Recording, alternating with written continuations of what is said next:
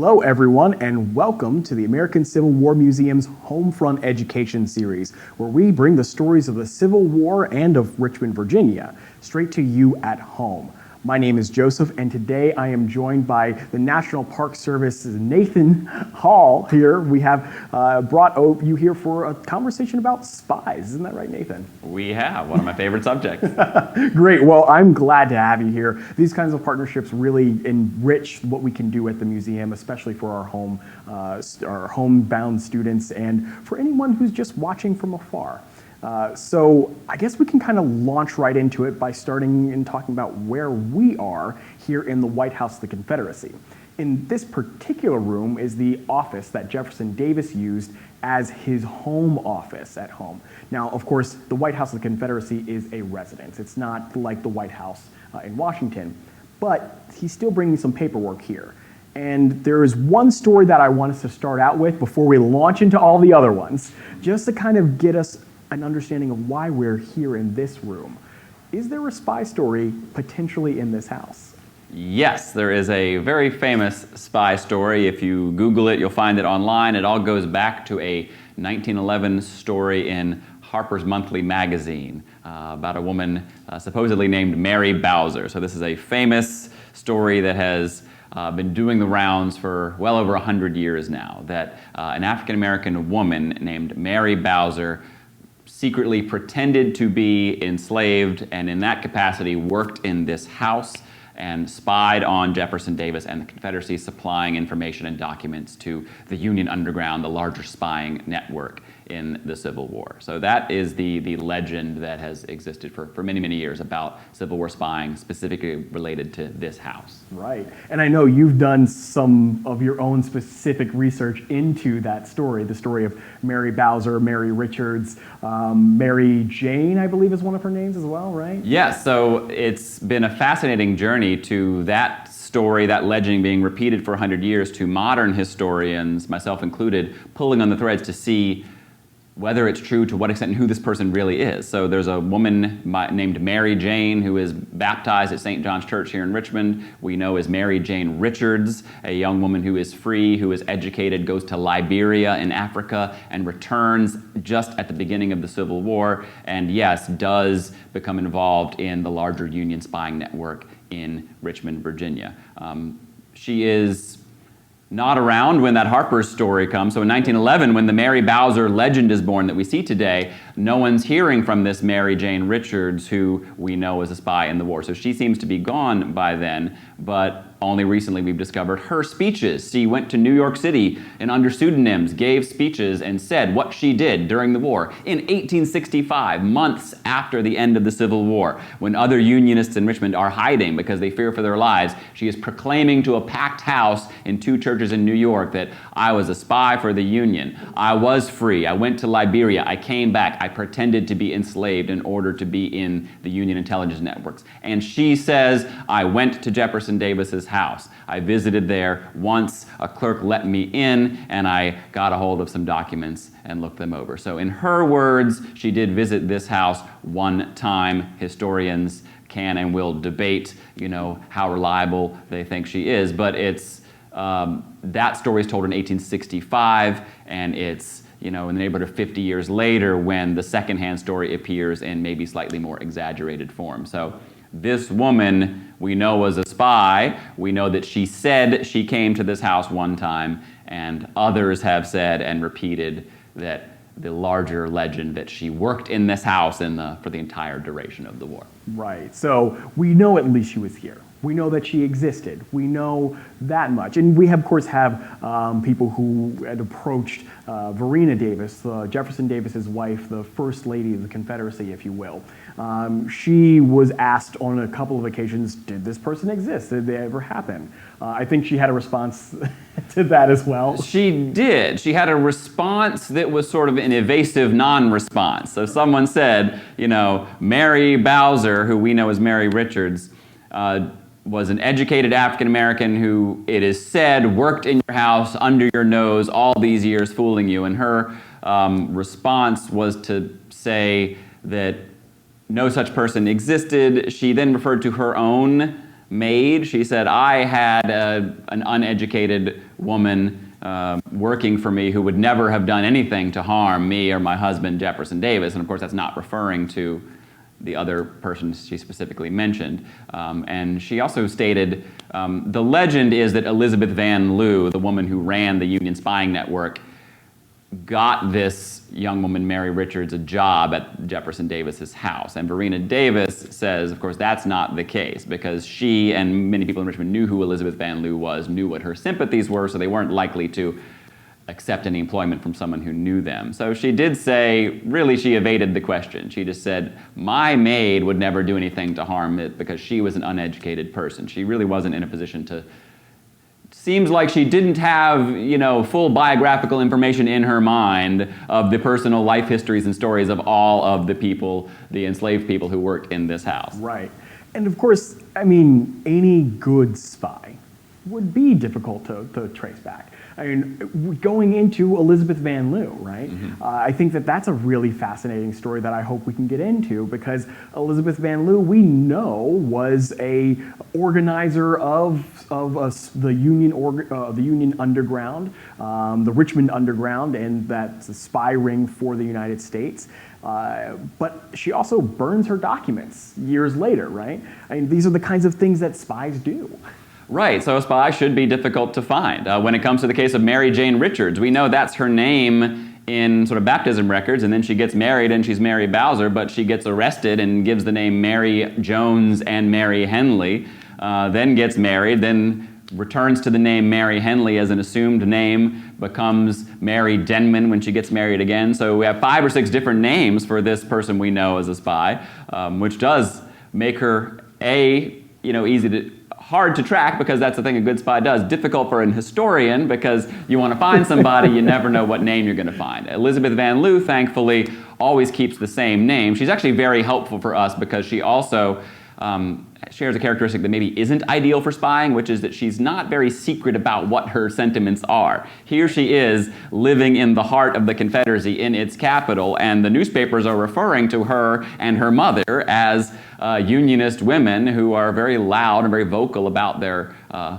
opinions about the Confederacy, and so they are getting a lot of scrutiny. It's all the more remarkable that she's able to do everything that she does with a magnifying glass on her and her house. Yeah, she was born and raised in the Richmond area, right? She's like from the South. Right. And yet she still is very vocal. She's a about Richmond, Virginia resident, born and raised.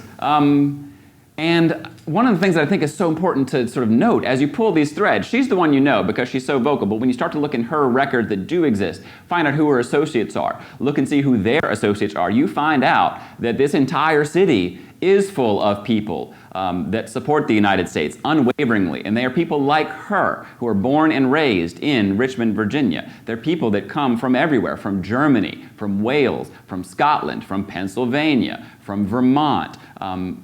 But that's what Richmond was at the outset of the Civil War. It was an American city in the sense that any good American city is. It's bringing people in from everywhere to sort of make something new and something modern. So all of these people, you could be from the South, you could be from the North. There's no distinguishing characteristic that says, what's a person who's residing in Richmond in 1861 when the Civil War begins is going to make them want to support the Union and want to fight the Confederacy. There's no one underlying characteristic. Absolutely. It's great to have that kind of insight, just to think about that as we think about the larger context of the American Civil War in general.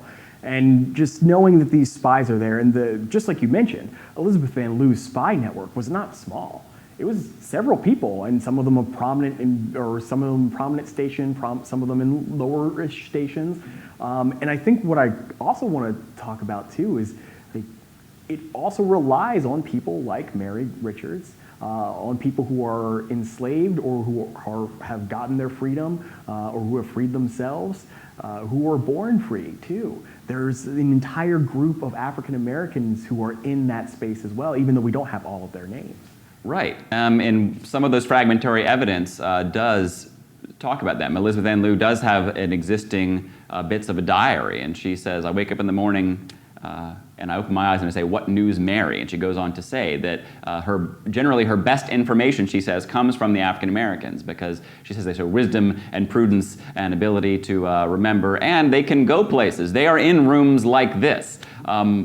They're always present at every strata of society. So you have people like Mary Richards. She's an educated woman who is specifically undertaking the subterfuge of pretending to be enslaved to go somewhere that she otherwise might not be able to do. Robert Ford is another good example. He is free, born and raised free in Frederick, Maryland, and becomes a prisoner of war here in Richmond, and helps facilitate helping other people escape.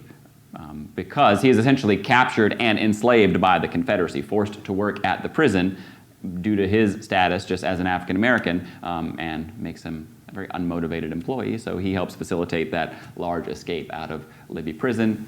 Yeah, and that's a great place right there too, because just thinking about the spy networks that are happening, and of course you have spies for the Confederacy as well. Rose O'Neal Greenhow comes immediately to mind. But here in Richmond, there is one big point that you can contribute to the spy network of Elizabeth Van Lew and the Richmond Underground helping and aiding with. And I think you just mentioned that with the Libby prison escape. And the prisoners of war, that's how this whole thing starts. So, you know, the shots are fired in April, May, Richmond becomes the capital of the Confederacy in 1861. There's a lot of people living here who are mortified by this, who don't want to support the Confederacy. But the day that this was declared the capital of the Confederacy, none of them decided we're going to become spies, we're going to become criminals in the eyes of this government, and we're going to risk going to jail, losing our fortunes, or even losing our lives. It was a slow process, and that process began with the first big battles that summer, when this city began to fill with prisoners of war. So there are people who are getting these, who maintain these pro-United States sympathies, who are kind of being looped in or starting to house prisoners of war, and so those sympathies are growing and they're finding opportunities. What does it lead to in the end? So yeah, it leads to from offering care and support to Union prisoners to helping them escape. So one of the best things you can do for the war effort is to keep the ranks of the United States Army filled. So that big thing that happens is all this comes together with the escape of 109 Union officers from Libby Prison. And how many of them actually managed to stay, like to continue on and actually make it back to Union? About half of them actually made it to Union lines. And of course, there's the other aspect. There's getting them back to Union lines, but of course, at the time they're escaping, all those resources are taken from the front lines in combat to have to spread out all around to sort of track them down as well. And then right after that, they're also planning. There's communication going on where the Union cavalry is planning to rush into Richmond and rescue all the prisoners en masse, every single one of them. And they're doing that because they're writing letters into and out of Richmond saying this is what the defenses are like. So their first big plan, once the Unionists in the Van Lew network are activated and they become employees of the government, is to plan a big cavalry raid in conjunction with General Benjamin Butler to rescue all the POWs and get them out. If you know much about Benjamin Butler, you know that military planning and execution is not his strong suit, so the raid ends up being a big failure. One of the leaders of the raid, the young Colonel Dahlgren, is killed, and the Union Underground does their really most audacious thing, which is to steal the corpse of the colonel who's been buried in secret and smuggle it out of the Confederacy. And they continue to operate thereafter as a steady stream of multiple times a week. Once Ulysses Grant takes over for General Butler, he is getting multiple intelligence reports a week. Just anything he wants, he's getting a list of military information from inside the Confederate capital for the rest of the war. Wow. And that's incredible. I mean, of course, the war ends, 1865. April is when the many things happen, to include the United States Army entering into the city of Richmond, the surrender at Appomattox, and of course the assassination of Abraham Lincoln. But for people who were spies, for Mary Richards, for Elizabeth Van Lew, the end of the war and those years that would follow, what does happen with them, especially with Elizabeth Van Lew and Mary Richards? Right, so it's a unique challenge, right? Because just because the war is over and the side you wanted to won, many of your neighbors are still feeling that sort of pro-Confederate sympathy. And so for the initial years after the war, Richmond is occupied by federal forces. Former Confederates aren't permitted to hold office. Elizabeth Ann Lew is. President Ulysses Grant rewards her by making her the postmaster of Richmond, so she serves in that capacity during Grant's entire term. And in those days, postmaster was different than today. That meant you got to fire everybody at the post office and hire your friends. So Elizabeth Ann Lew got to hire her old friends and associates. She got to hire women and African Americans to work in the post office. So in the years immediately preceding the Civil War, it was a message to this community that times really have changed. Mary Richards worked for the Freedmen's Bureau, became a teacher, ran a school in St. Mary's, Georgia, and then ended up in New York City, and in 1870, 5 years after the end of the war, as of right now, 2021, she's disappeared from the historical record, and we don't really know what her fate is, other than she was offered to return to Richmond, and she deliberately wrote back to Elizabeth Ann Lew to say that she did not want to remain here. She wanted to make a go of it in New York City rather than remain in the old Confederate capital. Many of the other federal agents during the Civil War basically got rewards. When Grant became president, you'll start to see all these names that are in the records as spies start to show up as the federal tax collectors, the assayers, the marshals, the local police force of the city of Richmond. So they all had basically federal jobs waiting for them after the war was over. Wow. Well, thank you. This has been very enlightening. I'm really glad we got to talk about this. Spies are always such a fascinating topic. You know, secrets are fun, right? And it's fun for a historian because they're hard to find. So you really feel like you've accomplished something when you've dug and found a clue. It's almost like you're having to solve your own mystery as an historian. You got to follow the clues and find something that no one's ever found before. So it's very satisfying when you get to do that. So thanks for giving me the opportunity to share. No, of course. I'm really glad you were able to help out and share what you did today. So I hope this video wasn't so hard to find for you all, and hopefully you will be able to find our other videos from our Homefront education series as we continue to explore more of Richmond, Virginia, and those stories of the Civil War and its legacies. So until next time, we'll see you later.